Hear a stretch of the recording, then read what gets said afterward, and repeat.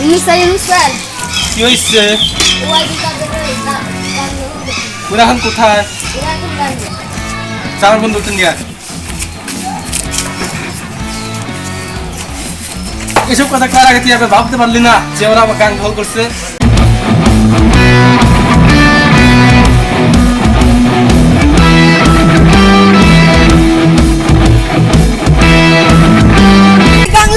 স্বপ্ন ধরছি সবাই সরকার প্রধান হওয়ার পরে এই গাংলা স্বপ্নও দেখতে পারছি না।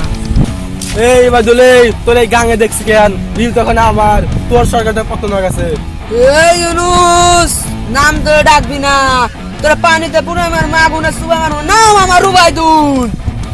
এই বাদুলে তোমার সেনুস, আমার নাম কিন্তু ডাক্তার ইউনুস। আমি 1-2 তে খালাস করছি, না জানা মানুষ করেছি, তোরে কোন কাইতে ফেলা দেবো। ওই ইউনুস তো তুমি চিনি, তুই সে নারী নির্যাতন কাছে ফাইসা গেছিলি না?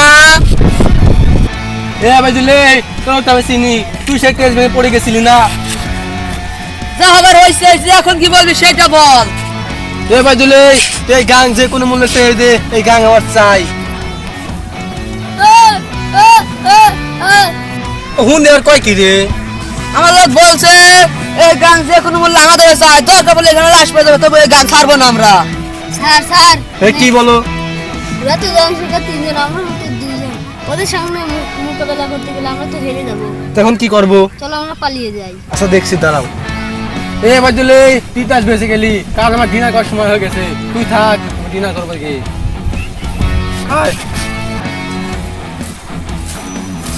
সারা শিষ্য তুই না ভালোটা বলতেছিলি, ওরা সমাজ 3 জন, আমরা ছিলাম 2 জন। ওখানে যদি মারামারি করে গেতাম, আমার এক ব্যস্ত একটা ভুল পাত ভালোটা বুঝতেছিলি। বাবা চাই গেল